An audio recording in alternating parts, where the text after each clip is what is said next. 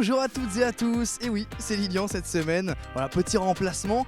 Bienvenue dans l'infiltré du dimanche sur LMTV, le sommaire, c'est maintenant.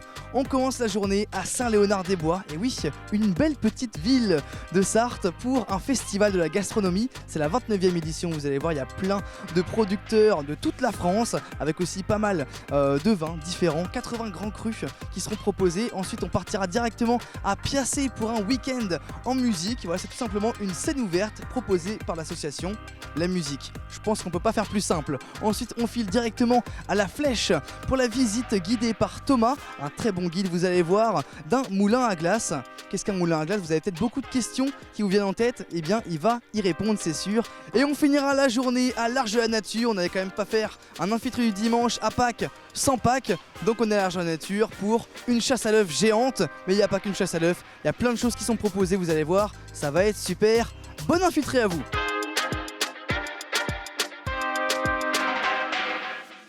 On a toujours un sentiment de liberté, je trouve, quand on arrive ici à Saint-Léonard-des-Bois, un endroit magnifique situé dans nos montagnes à nous, les Alpes-Mancelles. Si on est là aujourd'hui, vous l'avez vu dans le sommaire, c'est pour le Festival de la gastronomie, 29e édition.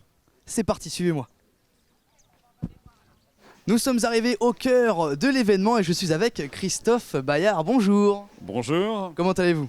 Très bien, très bien. Bon, on a en plus ce soleil magnifique dans un très très beau week-end. C'est une belle édition pour ce festival de la gastronomie, dont c'est d'ailleurs la 29e édition cette année. Et oui, donc pour nos téléspectateurs, vous êtes animateur sur l'événement. Absolument, je suis animateur également donc avec Alençon FM et animateur sur cet événement pendant ces 3 jours et je viens ici avec un grand plaisir, un peu d'ailleurs comme beaucoup d'exposants qui sont là, parce qu'il y a une grande fidélité, hein. Vraiment cet événement est marqué par la fidélité. Donc qu'est-ce que vous faites exactement? J'ai entendu tout à l'heure, il y a des jeux concours, il y a des choses comme ça? Alors oui, en plus de présenter toutes les richesses, hein, tous les produits, toutes les saveurs de ces exposants, eh bien, il y a chaque demi-heure environ un petit billet qui est tiré au sort, un petit bulletin. Et ce bulletin permet à la personne qui a été tirée au sort de gagner un lot offert par les exposants. Alors ça va d'une bouteille à un morceau de fromage, un pot de miel ou un autre produit qu'on va retrouver à l'intérieur de ce festival. Oui, c'est pas la première année que vous venez ici? Non, je suis un habitué maintenant, également devenu un fidèle depuis 5-6 ans. 5-6 ans que vous faites ça, il y a peut-être des visages que vous revoyez chaque année?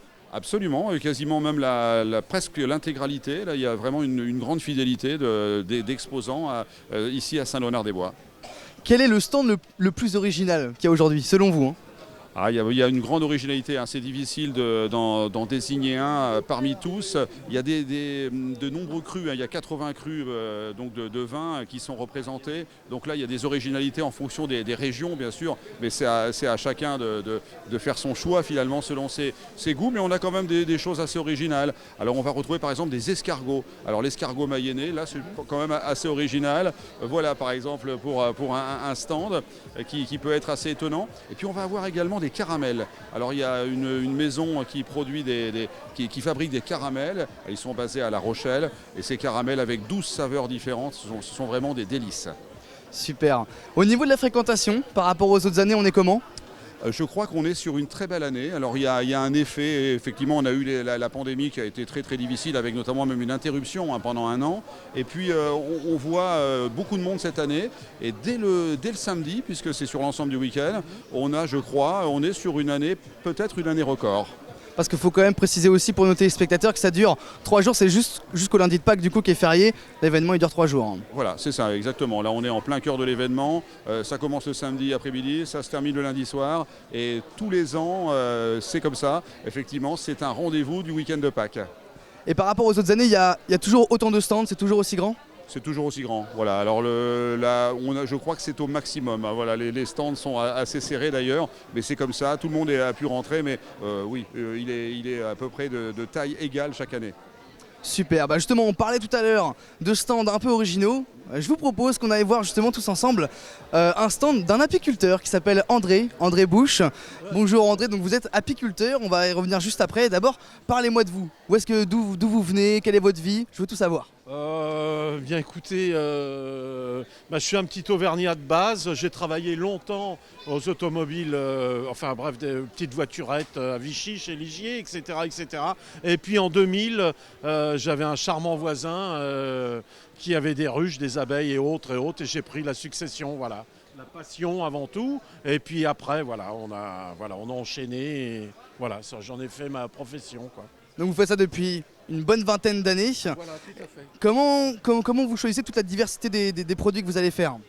Eh bien, c'est très simple. Suivant où on positionne nos ruches, à savoir qu'une abeille a fait 3 km autour de sa petite maison pour faire ses commissions. Suivant où on positionne nos ruches, on arrive à avoir des miels. Comme là, on est sur un lieu où il y a énormément de bruyère. C'est terrible, terrible. Et bon, à consomme la bruyère, on sort vraiment un miel de bruyère à pratiquement 100% là. Après, là, on est sur de la prairie, sur un miel de printemps, sur des prairies. Et on sort du miel de printemps très très doux. Et là, en plein été, quand l'été va avancer, notre miel de montagne, au pied du Puy de Dôme, là, au col de Cessa, où on a forêt et prairie. Et voilà, ce merveilleux miel qui a un petit peu de goût de résineux. Voilà, ouais. Donc petite question un peu peut-être naïve de ma part, mais comment finalement on voit la différence entre un miel de printemps, un miel de montagne, enfin à la conception, comment ça se passe? Eh bien, un miel de printemps, c'est tout à fait sain. Là, on est sur une base de prairie où il y a beaucoup de trèfle et de luzerne. C'est un miel qui va être blanc, crémeux. Il y a de l'aubépine en bordure aussi qui fleurit de bonne heure. Et ce qui fait l'alchimie des plantes, voilà, on voit. Et là, sur un miel de montagne, qui est toujours quand même liquide, assez liquide, et suivant la floraison, voilà, tout simplement. Hein. Donc c'est vraiment la pollinisation qui va changer le miel. Voilà, tout à fait. La floraison, voilà, tout, voilà. Vous avez combien d'abeilles? C'est peut-être un peu approximatif, mais combien d'abeilles? Ça, je ne peux pas vous dire. Sur environ 300 ruches, à raison de, 40, 50 000 abeilles par ruche, 30 000 abeilles, je sais pas. Ça fait du monde quand même, oui. Et comment vous faites pour vous procurer des abeilles? Comment ça se passe? Eh bien, nous, professionnels, on arrive à élever un peu on fait un peu d'élevage, on se débrouille. Bon, les années où il y a une forte mortalité, moi qui suis quand même reste une petite exploitation dans le domaine, on achète des essaims à des confrères et autres, qu'on transfuse là d'ailleurs au début du printemps, bien sûr. Et puis voilà quoi. D'accord, merci beaucoup pour vos réponses. On va juste finir par une petite dégustation, il y a du pain d'épices. Voilà, faut quand même en profiter, je vais le goûter. Chose dit, chose due. Mangez des bonnes choses. Et il est super ce pain d'épices, il est super. Merci beaucoup, merci à vous vraiment. Merci André, et bonne fin de salon à vous. Merci beaucoup. Au revoir. On a changé de stand et on rejoint Franz et Fabienne qui gèrent donc du coup le domaine Narjou Normand, autant pour moi. Ça fait très longtemps que vous êtes ici, il me semble. Oui, ça fait depuis le début. Enfin, c'était mes beaux-parents qui ont commencé le salon. Ils étaient là pour la première du salon. Il y a 30 ans du coup? Voilà, il y a 30 ans. Et vous avez repris il y a combien de temps avec Fabienne? Alors moi, je me suis installé il y a 24 ans. Donc, il y a 24 ans que je viens là. Et ouais, d'où vous venez avec ce bovin? Alors nous venons de Bourgogne, en Saône-et-Loire, d'une petite commune qui s'appelle Saint-Martin-sous-Montaigu, et où nous faisons des Bourgognes et des Mercurets. Au niveau de la production, comment ça fonctionne? Vous avez des employés, vous faites ça vous-même? Oui, alors... En famille peut-être? On travaille en famille, hein. Les beaux-parents sont en retraite, mais notre fils s'est installé le 1er janvier 2020. Donc on travaille les 2 générations sur le domaine, qui fait, on exploite 14 hectares. Ça fait quelque chose, ça fait quand même de l'hectare là. En Bourgogne, c'est du travail. Après, on a un salarié à temps plein qui nous aide. Enfin, voilà. D'accord, vous en faites d'autres des salons comme ça tout au long de l'année? Oui, on fait 4 ou 5 salons dans l'année. Les gens peuvent vous retrouver où si jamais? Alors on fait vers Bourges, en Isère. Si tout vous revient pas, c'est pas grave. Mais dans la région, on vient que là. Super. Et au niveau de la distribution, vos vins ils sont en magasin, on peut les retrouver? Ah, chez vous, non. Quel dommage. Oui. On peut les retrouver peut-être qu'on peut se les faire livrer? Ah oui, tout à fait, il y a possibilité de livrer. Et comment on fait? Eh ben, faut passer commande et on expédie une fois que le règlement est effectué. D'accord. Merci beaucoup Franz pour cette présentation. Moi je vais vous laisser dans votre salon et vous souhaiter une bonne continuation. Et merci à vous. Merci à vous. Au revoir. Et on continue notre tour de ce salon avec... Avec Au Terroir de Guélor, Comment vous appelez-vous? Alexandra. Alexandra, enchantée. Pouvez-vous me parler de votre charcuterie à Meurcey en Sarthe? Voilà, tout à fait. Donc c'est une charcuterie artisanale à Meurcey. Nous avons un labo à la maison. Et après nous faisons les marchés donc de Fresnay-sur-Sarthe, Beaumont-sur-Sarthe, Mamers et La Guerche.